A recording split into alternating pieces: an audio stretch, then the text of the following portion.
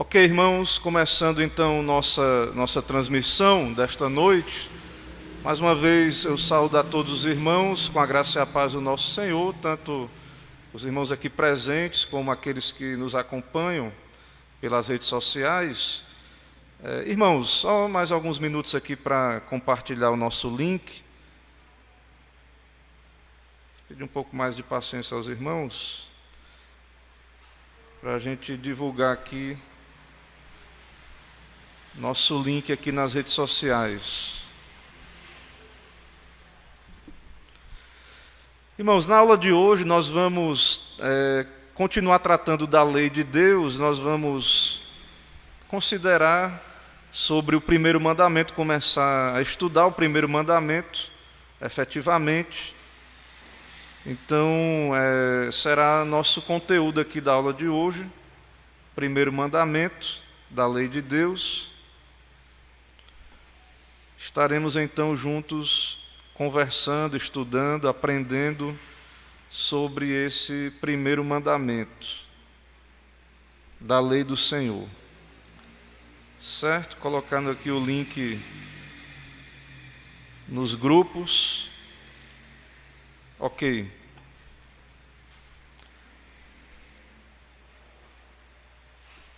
Irmãos, nós já oramos, já fizemos nosso momento devocional aqui. Então, aqui, depois que eu terminar aqui os compartilhamentos, a gente já começa efetivamente a nossa aula.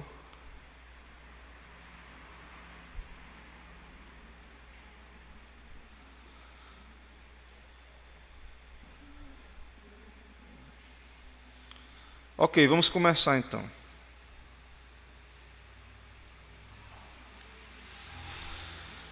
Meus irmãos, estamos aí caminhando nos 10 mandamentos, nesse estudo sobre os 10 mandamentos. É a base da nossa ética cristã, os 10 mandamentos. É muito importante para nós entender a aplicação da lei, porque embora ela não nos salva, não é um caminho de salvação, ela revela a santidade de Deus, revela também o propósito de Deus para a nossa santificação. Então é muito importante para nós estudarmos os mandamentos. Os irmãos aqui não estão vendo os slides, mas eles estão disponíveis. Os que estão acompanhando online vão poder ver aí nossos slides. O material já é conhecido. Nós estamos trabalhando o Catecismo Maior de Westminster comentado. O Catecismo tem uma excelente exposição dos 10 mandamentos. Então, quem desejar aprofundar, estudar em família, o Catecismo Maior é muito recomendado aí para o estudo dos 10 mandamentos. Ok, irmãos? Então, a pergunta 104 do Catecismo Maior, nós vamos ver os versículos também.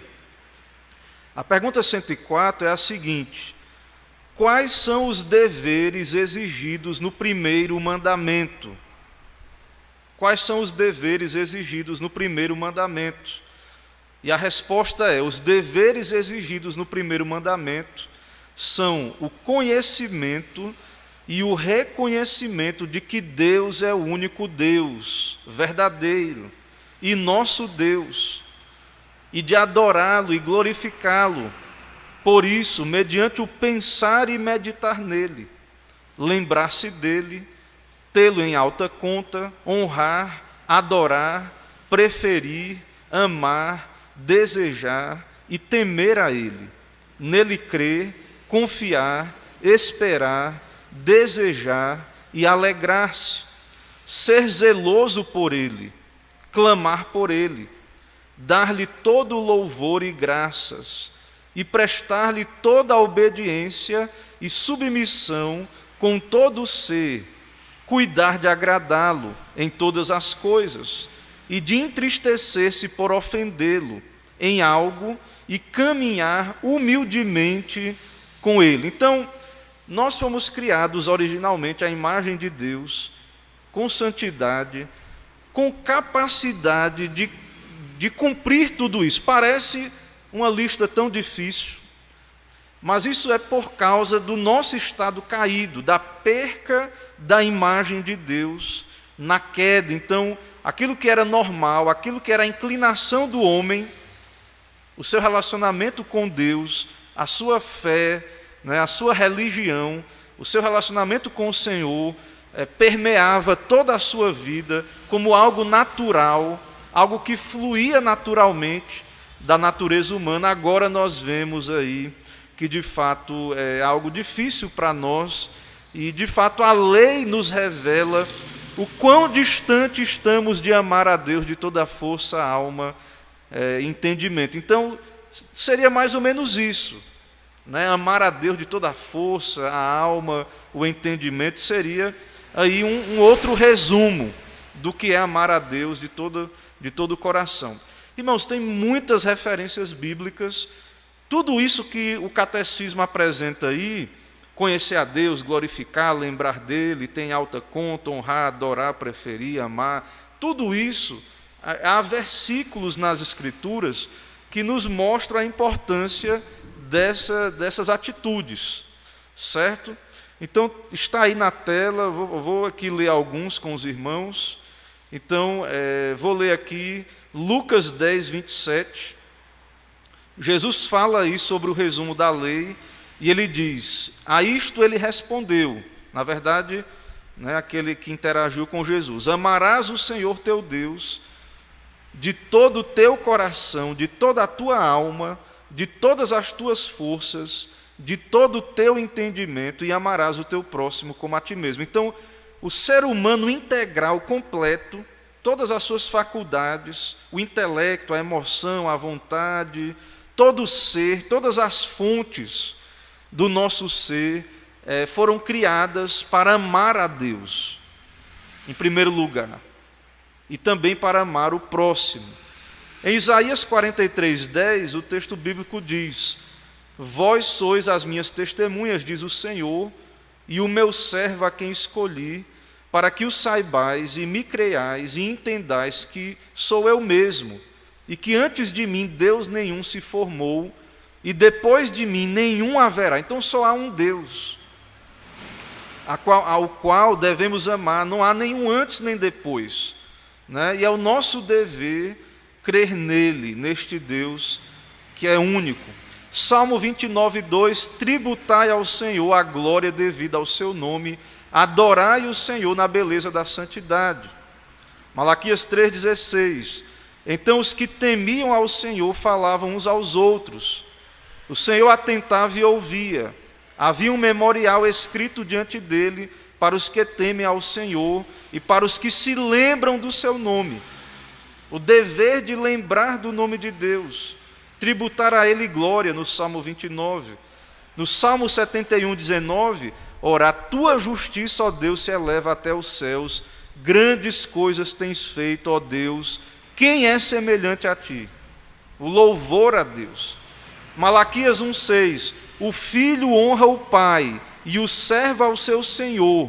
Se eu sou o pai, onde está a minha honra? Deus pergunta. O filho honra o pai, o servo ao seu senhor, e Deus diz: se eu sou o pai, onde está a minha honra? É o dever da criatura honrar o Criador, é o dever da criatura adorar, lembrar dele, prestar-lhe culto. E há muitas outras referências que falam aí, Êxodo 14:13, o dever de crer em Deus. Filipenses 4:6, devemos clamar a Deus com ações de graças. Jeremias 7:23, a obrigação da total obediência a Deus. Tiago 4:7, o dever da submissão a Deus.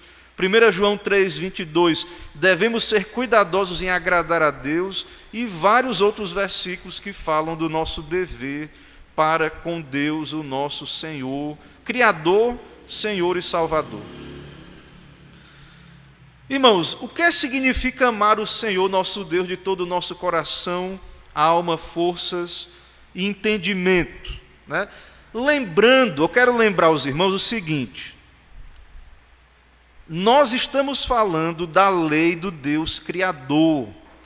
Quando Deus fala aqui a Israel, como nós vimos no estudo anterior, é claro, irmãos, que a Bíblia mostra que primeiro Deus salvou um povo e depois Deus deu a lei. Então, o povo que é chamado especialmente a obedecer à lei de Deus é primeiro Israel, que era a igreja do Antigo Testamento, e agora nós é que temos a Bíblia, a lei de Deus, para meditarmos nela, guardarmos, sermos bem-aventurados, né? Bem-aventurados que meditam nesta lei de dia e de noite. Então, de modo especial, a lei é dada para os salvos, para a igreja. Mas Deus é o Criador de todos. Todos são criaturas de Deus. E esta lei moral, ela há um sentido, então, que é o dever de todos. Então, esse mandamento, quando Deus diz assim, é o seu dever, criatura, amar a Deus, esse é o dever de todo homem. Então, não é para a gente pensar no irmão ou no outro, né? Não é para a gente pensar que isso é direcionado para o outro, né? Como muitas vezes fazemos ao ouvir uma pregação, a gente lembra assim, como seria bom se fulano de tal estivesse aqui ouvindo essa pregação.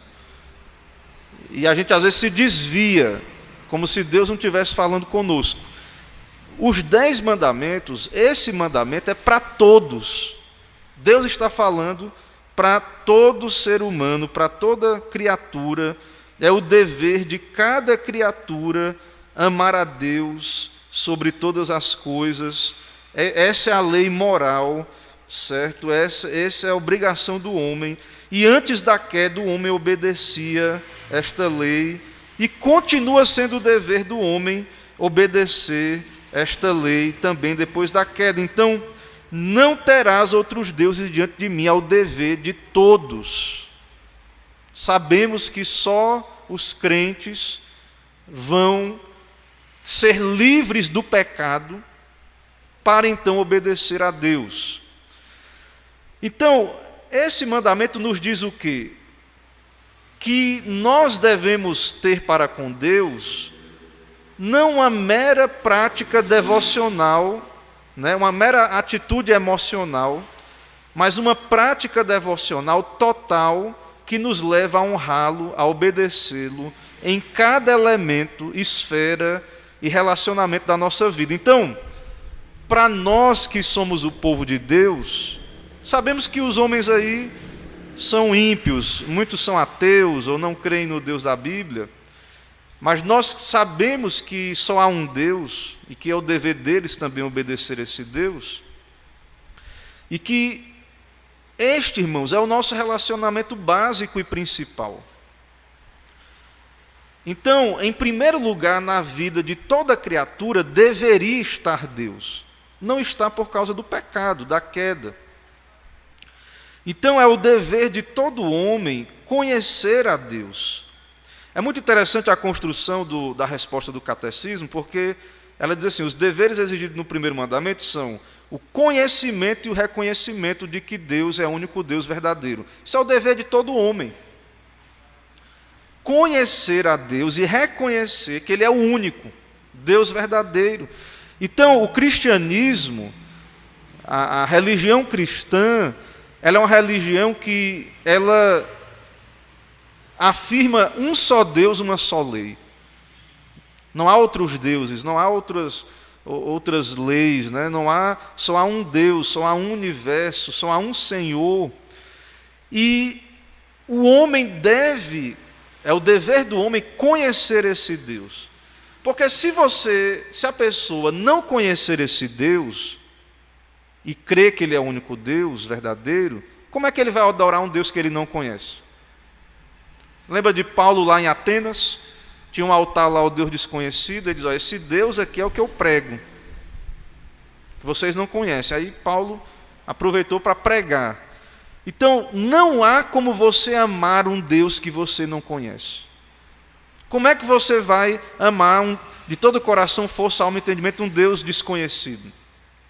Então, o primeiro dever é conhecer a Deus. E aí então, crer que Ele é o único, adorar, glorificar, e aí meditar nele, lembrar, ter em alta conta, honrar, adorar, preferir, desejar, temer. Como é que você vai temer um Deus que você não conhece? Que você não sabe que Ele é o Deus Santo revelado nas Escrituras. Então, nós temos que anunciar o Evangelho. Nós temos que anunciar a soberania de Deus. Que só há um Deus. Não há no universo uma disputa entre um Deus bom e um Deus mau, como o maniqueísmo diz. Só há um Deus. Satanás, os ímpios, são rebeldes no mundo de Deus, que pertence a Deus. Só há um Deus. E Ele é soberano. Ele é Senhor. Então, a resposta do catecismo coloca tudo isso bem ordenado. Primeiro devemos conhecer a Deus, para podermos adorá-lo, e etc. O que tem de mais aí, tudo é baseado nesse conhecimento. E aí nós devemos prestar-lhe obediência, submissão, cuidar em agradá-lo, entristecer-se por ofendê-lo em algo e caminhar humildemente com ele, certo? Então isso é muito importante. Então, para o cristianismo bíblico, e aí tem um problema, porque o nosso cristianismo ele está muito influenciado pelo secularismo, e há uma palestra aí que nós tivemos aqui na igreja sobre o secularismo. Então, nós nascemos numa época que não há meramente uma divisão de igreja e Estado. Porque depois da reforma nos Estados Unidos, eu vou ler aqui a confissão de fé que fala do magistrado civil, já há uma divisão de igreja e Estado. Só que agora o Estado não é meramente separado da igreja, porque, segundo a Bíblia, o Estado ele não tem que se intrometer nas coisas da igreja, nem a igreja do Estado, são autoridades separadas, mas o Estado é servo de Deus, no nosso entendimento bíblico e cristão. O Estado não é secular, não existe nada secular. A Revolução Francesa, né, essa revolução humanista é que estabeleceu, tirou a religião da esfera pública, certo? Tirou a religiosidade da esfera pública, mas nós, irmãos, cremos, né? Nós sabemos que os outros não vão crer, os que não creem na Bíblia. Nós sabemos que não vamos ter uma teocracia, não é o propósito de Deus, como foi para Israel. Mas o Estado é servo de Deus. O Estado não é para ele ser ateu, né? Não é para ser obrigatoriamente um Estado secular no sentido de ser um Estado ateu. O Estado ele vai ter a sua função distinta da igreja, mas ele é para servir ao Senhor, como ministro de Deus. Ele porta a espada como ministro de Deus. Então, nós nascemos numa época, né, que compartimentalizou essas coisas. Então, e agora, na verdade, a igreja é um departamento mais irrelevante ainda na sociedade. Né? A igreja não pode ser a consciência do Estado, né, nos nossos dias. A igreja não pode influenciar. Todo mundo pode influenciar lá.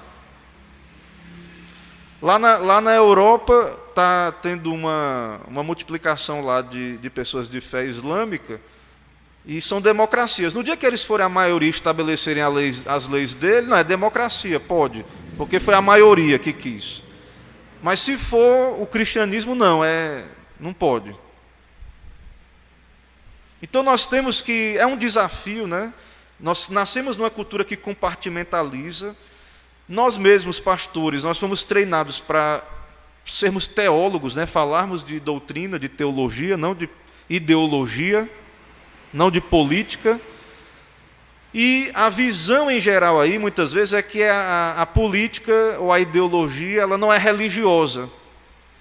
Será que as ideologias, liberalismo, nacionalismo, essas ideologias políticas, né? O comunismo, será que essas ideologias não são religiosas? Muitos autores dizem que são religiosas. Então, para um cristão bíblico, não tem nada na vida separado da religião. Com isso, irmãos, nós não estamos dizendo que o Estado tem que ser teocrático. Não estamos dizendo que o Estado tem que fazer a função da igreja. São autoridades separadas, né? E o Estado tem se intrometido em decisões que são da igreja. Então não é laico porque se intromete. Não quer que a igreja influencie, né? ou participe das decisões. Ok, não é errado, a divisão de igreja e Estado. Mas dentro da sua esfera, a igreja pode sim ser a consciência do Estado, apontar para a lei de Deus, ter influência benéfica na cultura, na sociedade. Então, não podemos traçar uma fronteira e deixar de fora qualquer esfera ou área da nossa vida e dizer que ali não conta o nosso relacionamento com Deus. É o secularismo. Não, na igreja, na sua vida pessoal, na sua família, até você decide, mas a igreja tem que ficar restrita e não pode tomar parte, né, no sentido de ser uma influência, de manifestar. Por exemplo, se um irmão quiser ser um político, né? É claro que os pastores têm uma vocação. Em casos extraordinários, como Abraham Kuyper, ele se envolveu lá na política, mas não deveria ser a regra. Mas será que os cristãos em si, será que alguma área secular, cristão não pode ser isso, ou não pode ser aquilo? Não, para nós tudo deve ser redimido, tudo pertence a Deus, não há nenhuma área da existência que não pertença ao Senhor e que não esteja vinculado ao nosso relacionamento com Deus. Tudo o que fazemos, devemos fazer para a glória de Deus. É difícil? Quando eu escuto isso, né, quando eu vejo isso na Bíblia, nos livros de teologia, no aconselhamento bíblico, poxa, toda hora está pensando qual é a conexão disto com Deus, mas é porque nós somos já caídos, irmãos, em pecado. É por isso que nós temos dificuldade. Mas isso era para ser algo natural. Deus é para estar em tudo, e nós devemos tentar, com a ajuda de Deus, cumprir, redimir essas coisas. Então, quem acha que pode levar a sua vida profissional, política ou social sem Deus é ímpio nesse âmbito.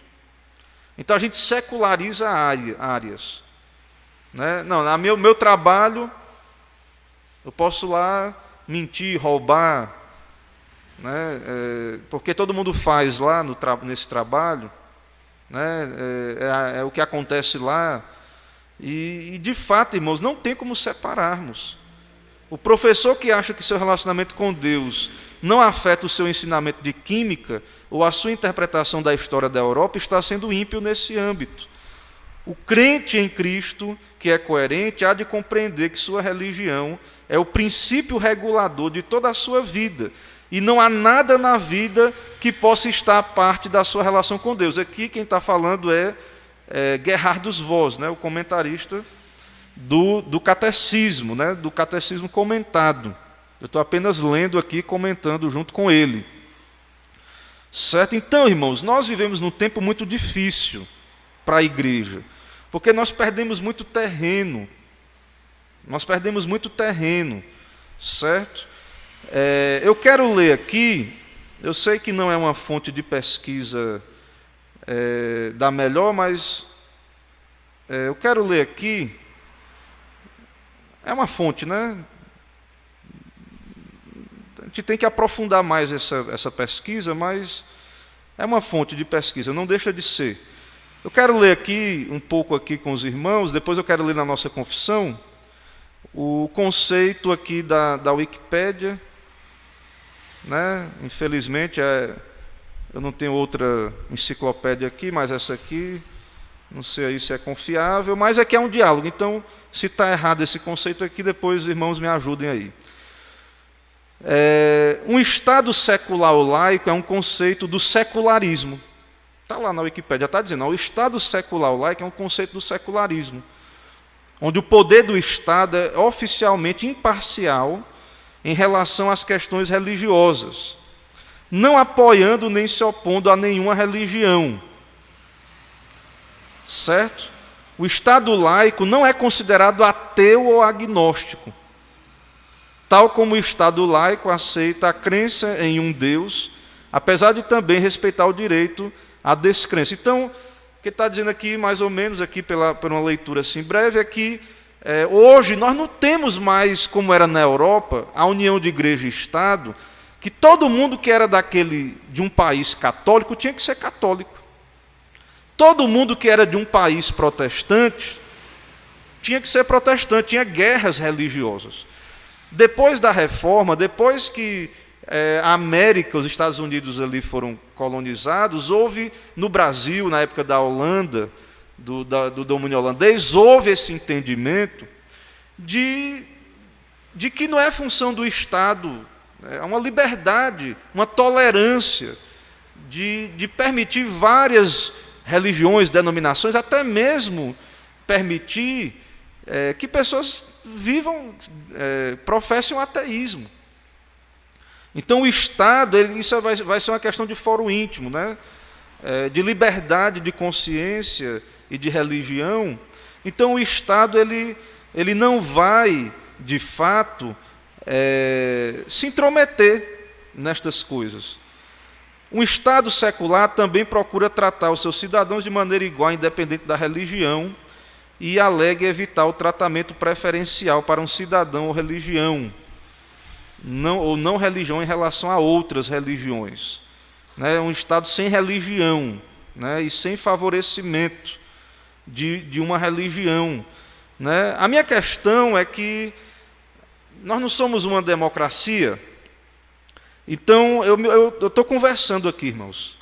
Então, se o Estado lá do Amazonas, por exemplo, decidiu que deveria comprar Bíblias e colocar nas bibliotecas, nas escolas lá.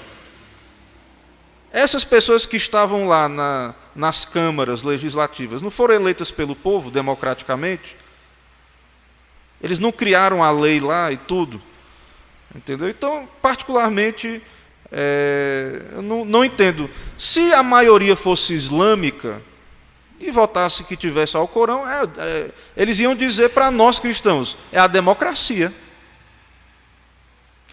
Quando é em prol de alguma linha ideológica, que existe essa polêmica aí, que as ideologias também são religiosas, foi a decisão.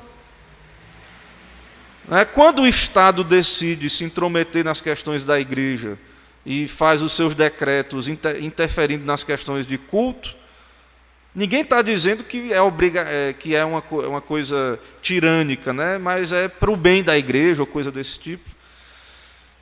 Então, embora nós não entendemos que deve haver uma teocracia, há uma divisão, certo, de igreja e Estado, ok? Isso não é uma questão tão preto no branco assim, certo? É uma questão que exige, de fato, de nós uma consideração. E nós que somos crentes, como estamos vendo aqui, nós temos problemas sérios com essa ideia de secularização, de secularismo. Nós temos problemas sérios com essa questão, certo? A nossa confissão de fé, irmãos, ela é muito, muito equilibrada. Eu vou ler aqui, nossa confissão de fé, só para complementar aqui. Isso aqui não é o fim do diálogo, viu, sobre essa questão. Eu só estou propondo aqui, diante do estudo aí, eu vou ler aqui o que diz a nossa confissão de fé. Deixa eu ver se eu consigo...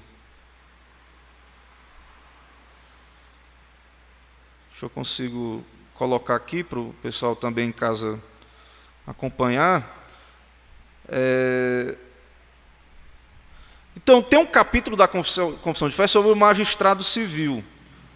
Eu vou ler bem rápido aqui. Deus, o Senhor Supremo e Rei de todo mundo, para a sua glória, constituiu sobre o povo magistrados civis, a que eles são sujeitos, e a este fim os armou com o poder da espada, para a defesa e incentivo dos bons e castigo dos malfeitores. Então, os reformadores ali, os puritanos, reconhecem que Deus estabeleceu magistrados civis. Aos cristãos é lícito aceitar e exercer o ofício de magistrado, sendo para ele chamados. Se algum crente tiver um chamado para ser político, é lícito. A confissão de fé está dizendo que é lícito aceitar vocações públicas, políticas, e em sua administração, como devem especialmente manter a piedade, a justiça e a paz, segundo as leis salutares de cada estado. Ele, sob a dispensação do Novo Testamento, e para conseguir esse fim, pode licitamente fazer guerra, havendo ocasião injusta, etc. Essa seção agora que é interessante, a 3. Os magistrados civis não podem tomar sobre si a administração da palavra e dos sacramentos, ou o poder das chaves do reino dos céus, nem de modo algum intervir em matéria de fé. Essa é a separação entre igreja e Estado. Confessional, né, da nossa doutrina. Nós reconhecemos o Estado, que ele é separado da igreja e que há atividades separadas. O magistrado não pode tomar sobre si, ele não pode interferir nas questões aqui da administração do reino de Deus, da palavra, dos sacramentos, a disciplina na igreja. Contudo, como pais solícitos, devem proteger a igreja de nosso comum Senhor. Veja, de nosso comum Senhor. Então, tanto a igreja quanto o Estado são servos de Deus, com atribuições diferentes, sem dar preferência a qualquer denominação cristã sobre as outras, para que todos os eclesiásticos, sem distinção, gozem plena, livre e indisputada liberdade de cumprir todas as partes de suas sagradas funções. Então, há uma liberdade aí religiosa, né, de consciência, que a gente poderia estender isso aí a pessoas que não creem em Deus, né, que são ateus. Então, o Estado, né, embora talvez não era o que os puritanos pensavam, né, porque eles creem que todos devem crer em Deus, mas existe aí essa separação e essa tolerância com a diversidade de pensamento aí, né? Como Jesus Cristo constituiu em sua igreja um governo regular e uma disciplina, nenhuma lei de qualquer estado deve proibir, impedir ou embaraçar o seu devido exercício entre os membros voluntários de qualquer denominação cristã, segundo a profissão e crença de cada uma. É dever dos magistrados proteger a pessoa e o bom nome de cada um dos seus jurisdicionados, de modo de que ninguém seja permitido, sob o pretexto de religião ou de incredulidade, ofender, perseguir, maltratar ou injuriar qualquer outra pessoa. Então, não deve haver ódio religioso, perseguição religiosa. E bem assim providenciar para que todas as assembleias religiosas e eclesiásticas possam reunir-se sem serem perturbadas ou molestadas. Então, o Estado tem uma atribuição separada da igreja, e o dever do Estado é manter essa liberdade, né, de consciência religiosa. Não ser inimigo de uma religião, ou perseguir veladamente, ou se opor, né, a uma fé, né, a uma religião. Certo? Então, a gente tem que considerar, né, essas coisas, certo? Nós não somos anti-Estado, né, mas nós temos uma fé bíblica sobre o papel do Estado, e que Jesus é o Senhor. Jesus é o Senhor. Ele deve ser o Senhor nosso e de todos e do Estado, né? Mesmo que eles não reconheçam como presbiterianos ou batistas ou como alguma denominação, mas nós cristãos, o nosso desejo é que todos creiam, né? Embora isso não deve ser obrigado ou forçado. Então, o que eu estou querendo dizer, irmãos, resumindo aqui para a gente prosseguir, só para a gente resumir, eu não acho que, segundo o que estamos vendo aqui, eu não acho que existe só duas opções eu não acho que exista só duas opções aí para nós, que seja Estado totalmente secular e laico ou teocracia. Porque às vezes parece que só existe isso. Não, pode haver os sistemas de governo, em um lugar é monarquia, no outro é democracia, no outro é uma monarquia parlamentarista, e etc. Mas, independente de qual sistema de governo, em cada lugar, nós cristãos devemos desejar que esses magistrados sejam piedosos, ou pelo menos tementes a Deus, ou pelo menos não persigam a religião e a fé, certo? E mantenham a liberdade da igreja, pelo menos não atrapalhe, ou não persiga. Não é isso? Então, eu creio que há um meio termo aí, entre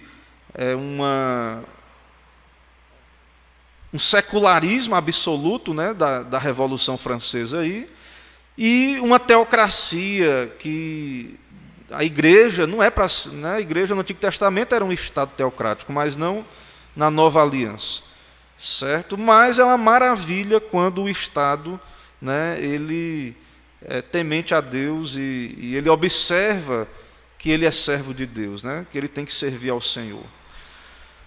Então é isso que eu queria dizer aí no primeiro ponto aqui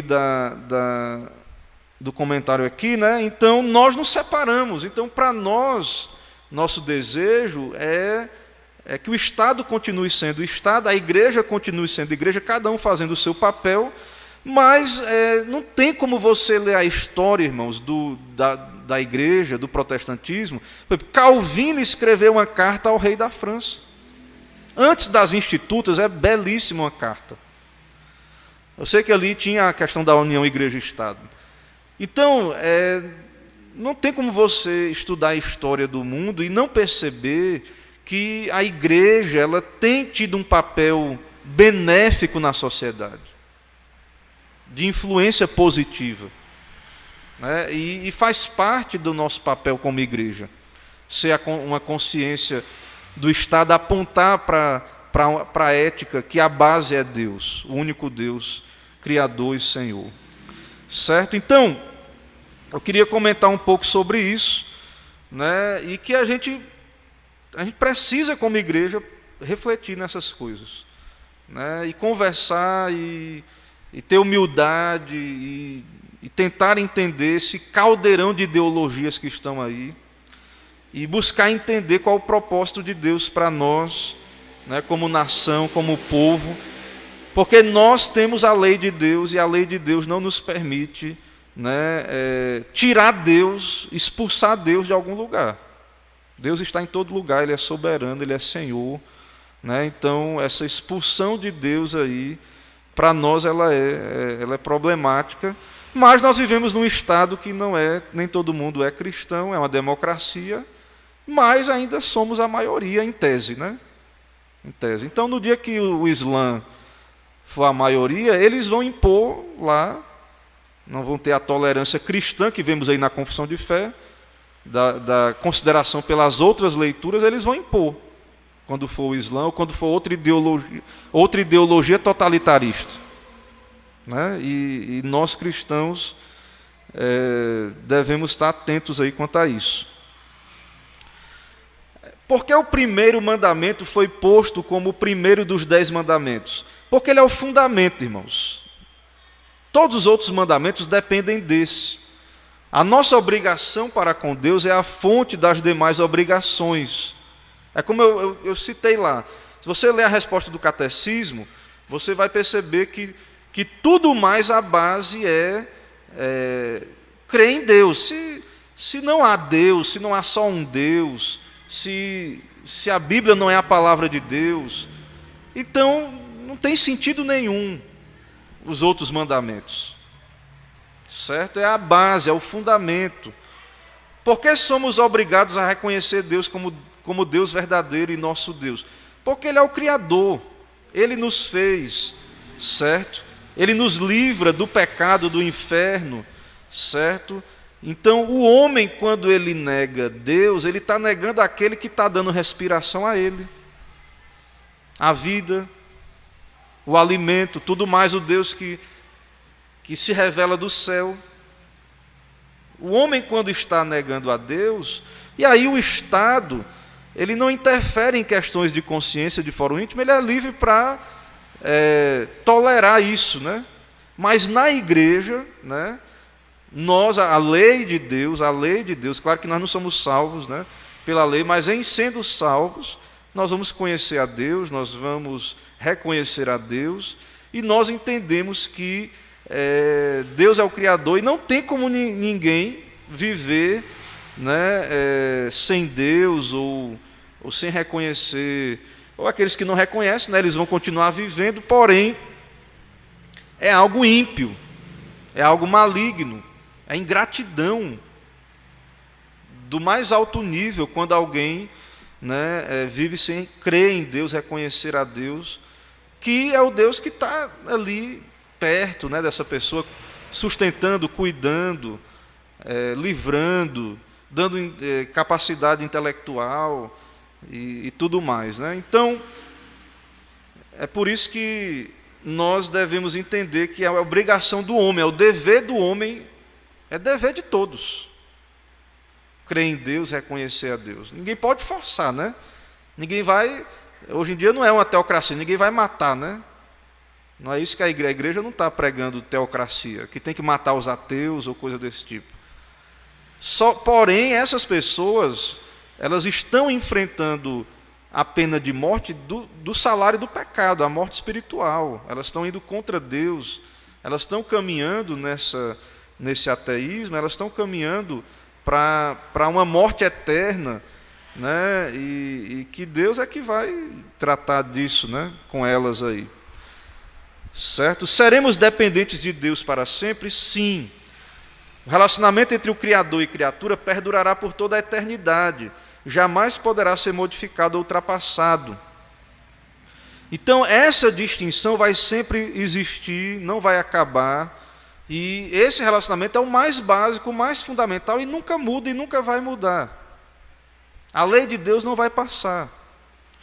Quer os homens reconheçam, quer não, Deus é o Criador, Jesus é também Criador, é Deus também, é Senhor, e como nós vimos aqui na pregação, todo joelho se dobrará, toda língua confessará.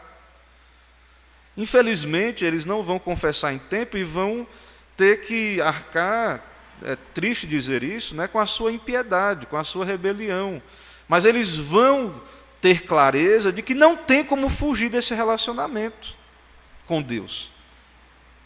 Como podemos expressar a nossa dependência de Deus? Tendo a atitude correta para com Ele, pensamentos corretos para com Ele, tendo as respostas corretas para com a sua vontade revelada, a Bíblia Sagrada. Então, reconhecer a Deus e tudo mais aí, né? Ter uma atitude correta, reverente para com Deus, né? Então, o respeito para com o Criador, certo?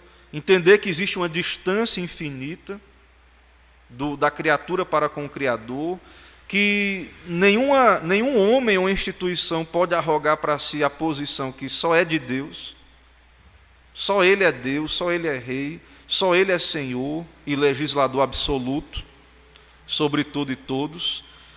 Então, nós devemos ter uma atitude de temor a Deus, pensamentos corretos sobre Deus, que estejam de acordo com a sua verdade, da sua palavra, certo? Então, todos esses pensamentos zombeteiros, né, escárnios contra Deus, contra o Deus que se revela na Escritura, né, todos os pensamentos que não são baseados na Bíblia, especulações da filosofia ou de mentes humanas obscurecidas pelo pecado, tudo isso, irmãos, é fruto da queda, da imagem de Deus distorcida no homem, certo? E tudo isso, de fato, segundo a lei de Deus, é pecado, certo? É quebra do primeiro mandamento. Então, o homem, mesmo o homem bom da sociedade, que paga seus impostos, que é bom, que é um bom cidadão, quando ele não tem Deus como Deus, quando ele tem pensamentos equivocados sobre Deus, imaginações, tudo isso, irmãos, é pecado, é quebra do mandamento, certo? Ele não está honrando a Deus, que se revela na criação, mas de modo especial na Santa Escritura. Qual a resposta correta para com a vontade revelada de Deus? A resposta correta é termos a disposição consciente e fervorosa para obedecer ao que Ele ordenou e repudiar o que Ele proibiu em Sua palavra, de modo que a Bíblia seja de fato o guia da nossa vida. Então, eu, particularmente como teólogo, o que eu entendo, então, não é que devemos ter uma teocracia, o Estado vai ter função diferente da igreja, mas ele deveria, os homens em geral, em todas as posições da sociedade, inclusive na política, aí é uma posição cristã. É claro que eles não são a maioria, são ateus, não vão concordar comigo, mas são uma posição de um crente que entende aí que a lei é para todos, para todos os homens. Então, eles deveriam considerar, ao criar as leis ali, considerar o que a sabedoria bíblica diz. Deveriam considerar o que Deus, a justiça de Deus revelada ali nas Escrituras, e aplicar dentro da nossa realidade, dentro daquilo que é o Estado moderno, digamos assim. Então, diante de tudo isso, quais são as verdades assumidas? Deus existe, Deus é o Criador, é um Deus pessoal, e o homem é responsável para com esse Deus. Todos os homens. O juiz, o prefeito, o deputado, o senador, o presidente, os que estão nas Forças Armadas, todos os poderes, todas as pessoas, são criaturas de Deus, têm obrigações para com Deus, certo? E responsabilidade diante de Deus. Todos têm. Como é que resumimos os deveres, então, nesse primeiro mandamento?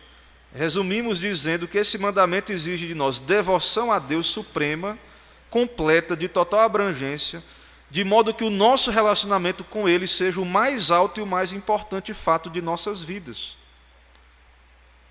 Independente, irmãos, da sua vocação, não é só pastor, missionário, gente que está no ministério de tempo integral, que tem que estar dedicado a Deus, servindo a Deus, tendo Deus como principal relacionamento da sua vida, não. Todos deveriam servir a Deus em primeiro lugar, ter Deus em primeiro lugar, considerar o seu relacionamento com Deus em primeiro lugar. Deus é mais importante do que a mulher, do que os filhos, do que o meu relacionamento com o Estado, do que o meu relacionamento, qualquer outro relacionamento. A ordem é Deus em primeiro lugar. E Deus fala na Bíblia, a constituição, então, máxima, para nós como igreja, que somos o seu reino, é a Bíblia. Mas, de modo geral, independente das pessoas, porque não tem só a lei também está no coração dos homens, embora distorcida pelo pecado. Os homens continuam sendo servos de Deus, embora os que não creem estão na escravidão do pecado e de Satanás.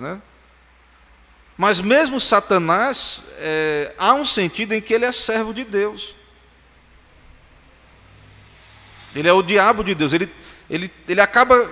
Ele é um servo, ele é um escravo também, ele é um rebelde, mas ele acaba cumprindo a vontade de Deus, porque Deus é soberano.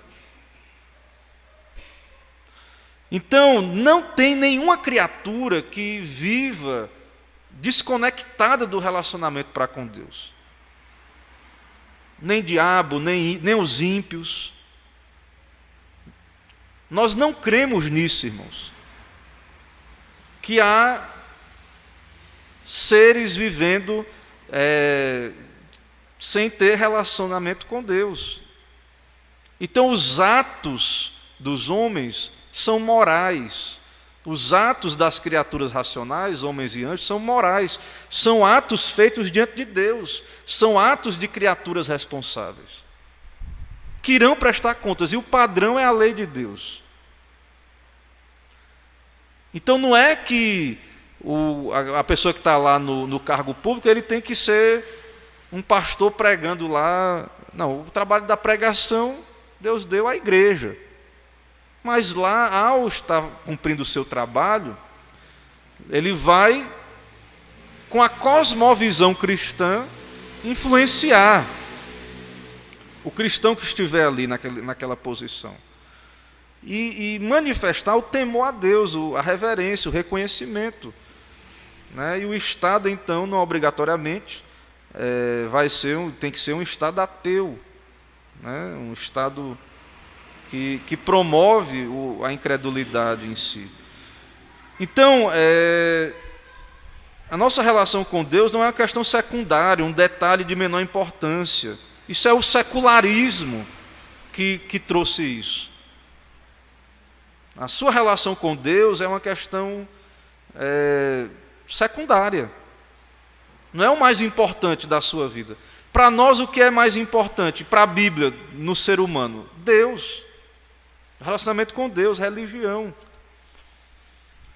Então, nós não devemos odiar e nem perseguir, nem querer que volte uma teocracia para que o ateu morra.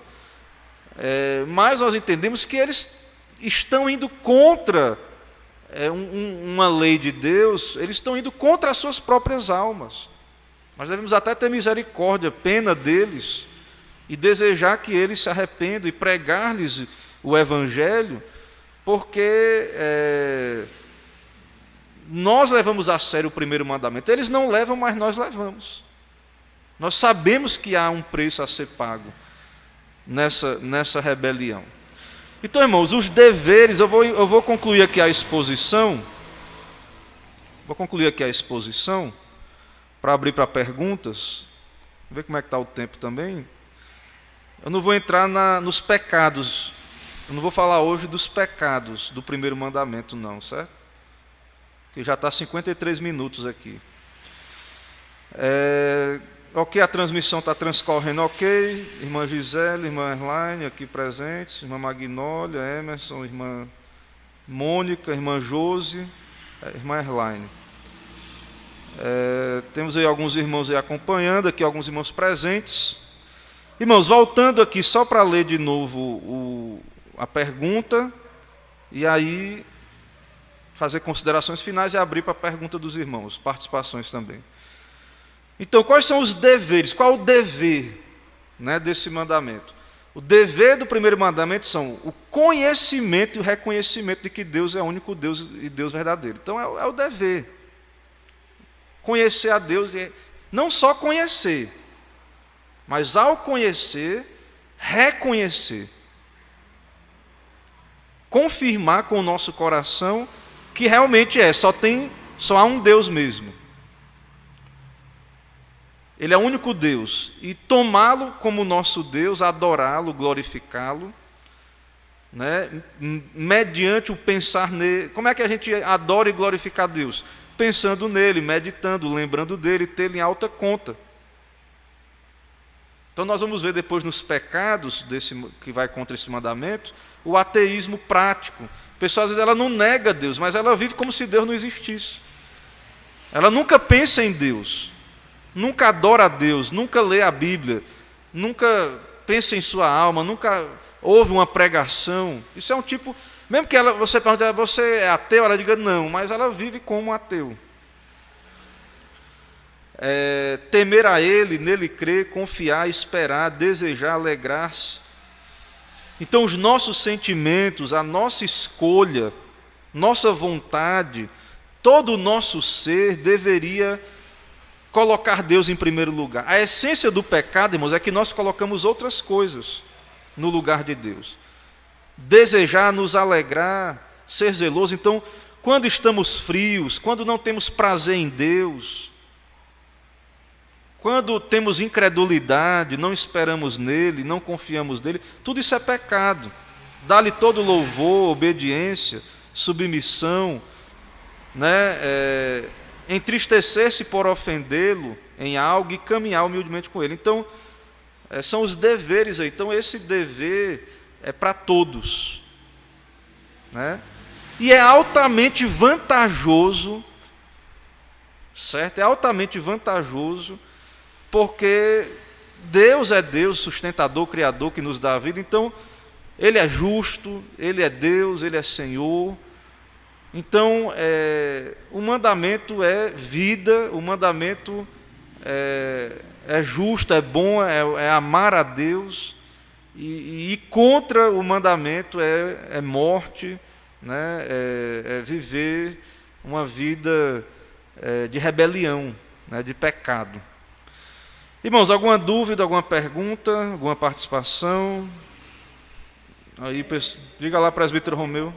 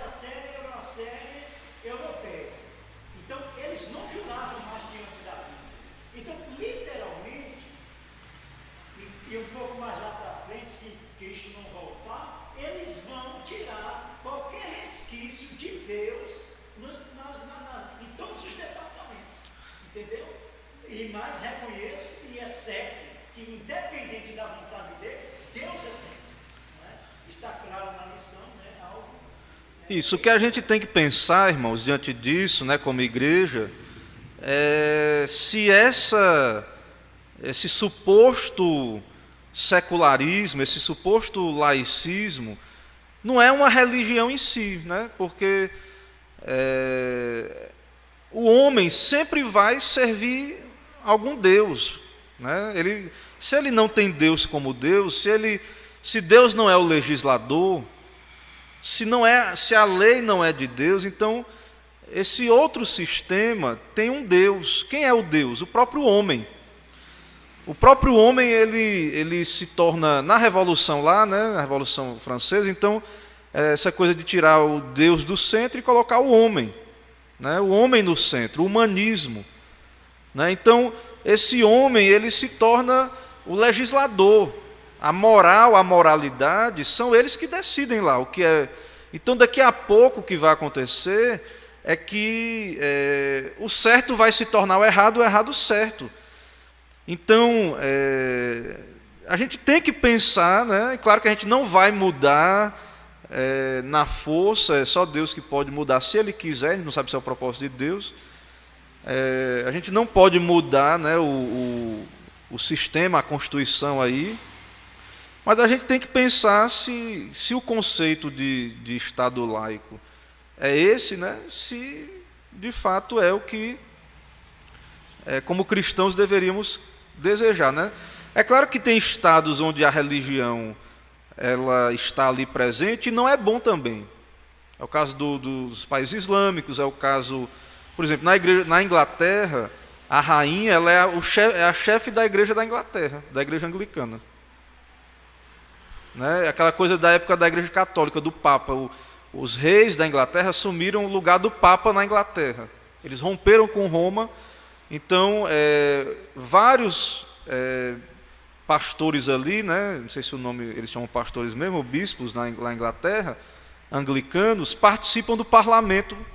Então há uma mistura de igreja e Estado ali, né? Então, na verdade, nenhum sistema vai ser completamente puro, né? Sempre vai ter a presença. Só que a questão é que a gente tem que estar atento, porque muitas vezes, veladamente, há nunca é o cristianismo que pode participar, não é engraçado?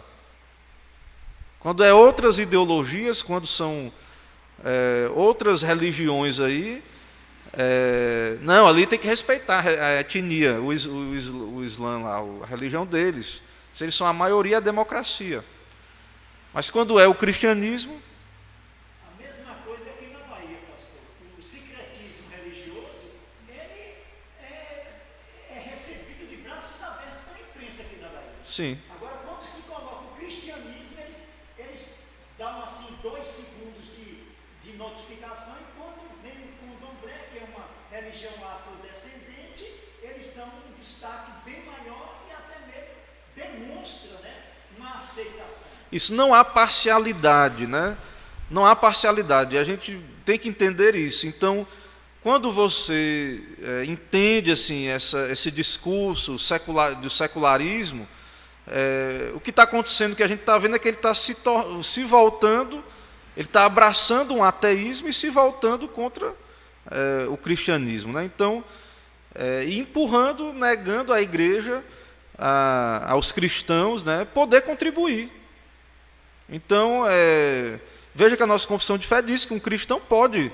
Você é um cidadão igual um ateu, igual alguém do candomblé. Por que é que eles podem ocupar os cargos públicos e você não pode porque é crente, cristão? Você não é cidadão igual a eles? Por que é que não pode? Claro que a confissão de fé diz que você tem que ter vocação. Deus tem que lhe chamar para aquilo ali, para aquela função. Não é você querer, como o pessoal aí de fora quer ocupar esses cargos para vantagem. É para servir a Deus. Então, se Deus lhe chama para servir a Ele numa vocação pública, você não vai deixar o seu cristianismo em casa para ir lá para a Assembleia criar as leis.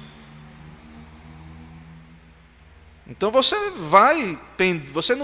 não vai haver parcialidade. Você, como cristão, vai pender para o cristianismo. Se tiver pessoas ali ateístas, elas vão tender para o ateísmo.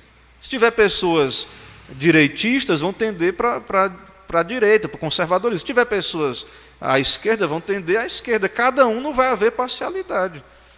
Cada um vai tender para o seu lado. Então, no estado do Maranhão foi decidido que deveria se comprar revistas, né, Carta Capital, para todas as escolas. Então, foi uma decisão democrática no sentido de que os representantes eleitos pelo povo decidiram isso. Mas aquela revista tem uma linha ideológica. Por que os representantes eleitos, né, ali decidiram comprar a Bíblia? Por que não pode, quando é Bíblia? Né? Quando é Bíblia, não pode. Porque o Estado é laico, vai favorecer o argumento, né, é esse. O Estado é laico. Se ele compra a Bíblia e não compra o Alcorão, não compra os livros de Allan Kardec, então ele está favorecendo só uma religião, então tem que comprar todas as outras. Não, mas os representantes eleitos democraticamente pelo povo foram lá e determinaram que tinha que comprar a Bíblia. Eles não proibiram comprar os outros. Não proibiram comprar os outros. Eles só decidiram que, pela lei, teria que ter a Bíblia. Se os representantes, os governantes que querem comprar os outros, que comprem, né? Mas agora, ao contrário, proibir, né, ou então não permitir que se crie leis, né, desse tipo. Então, assim, é polêmico, né? Eu sei que tem opiniões diversas. Então, mesmo entre os pastores, entre os cristãos, não vai haver unanimidade. Mas nós temos que pensar. né? Temos que pensar. E o estudo da lei de Deus, por que eu estou tratando disso? Porque o estudo da lei de Deus promove uma ocasião para a gente refletir nisso. Para a gente refletir, né? Então, será que temos mesmo, né, que deixar a nossa religião em casa para poder exercer nossas funções? Agora, nós deveríamos ter sabedoria, né?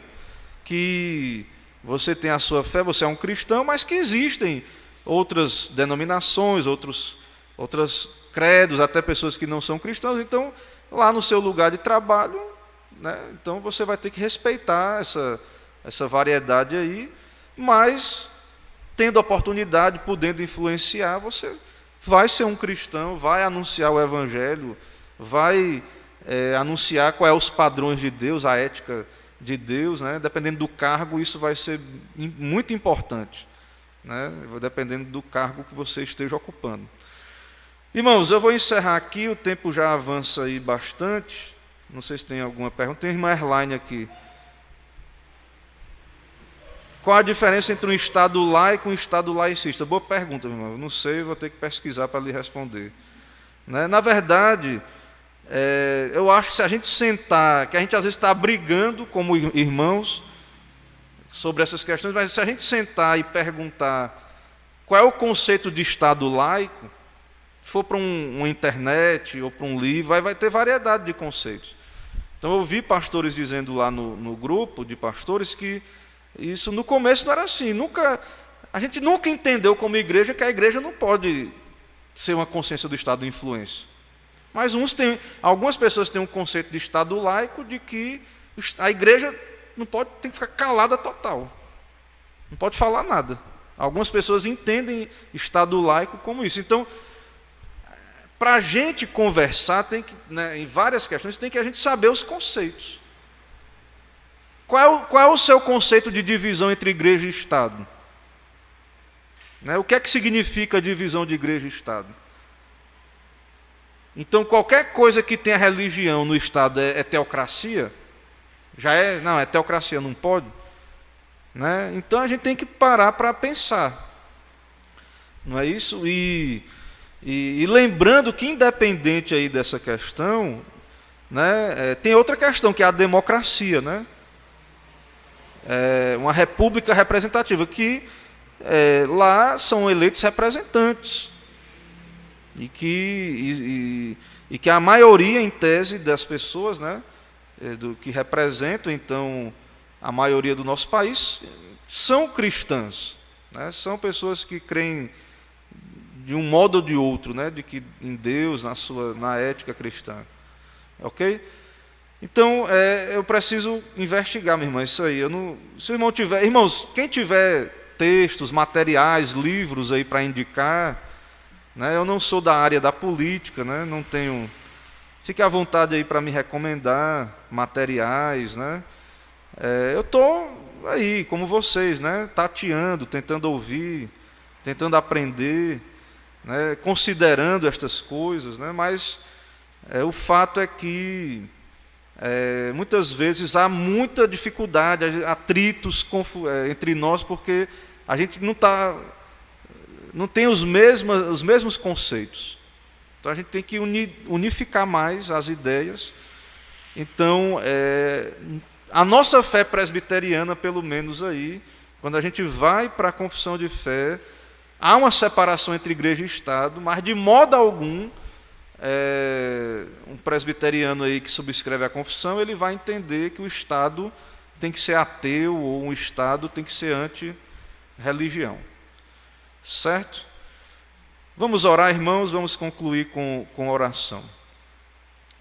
Santo Deus, nosso Pai, te louvamos por esse momento, por estudarmos a Tua Palavra, e tem misericórdia de nós, ó Pai, para que haja unidade, para que haja acordo e que possamos entender qual é a posição cristã, ó Pai, independente de ideologia A ou B, que possamos ficar com a Tua Palavra e que possamos encontrar um meio termo, um entendimento que seja bíblico e que haja então uma direção do Senhor para a Tua igreja em nossos dias. Dá-nos uma noite de paz, nos abençoa, dá-nos a tua graça. É o que pedimos, oramos em nome de Jesus Cristo. Amém. Irmãos, vou encerrar aqui a transmissão. Que Deus abençoe os irmãos, também os irmãos presentes, os irmãos que estão presentes aqui, né? Que o Senhor nos leve em paz, que a graça e a paz do nosso Senhor seja com cada um de nós. Que Deus nos abençoe. Amém. Encerrando a transmissão.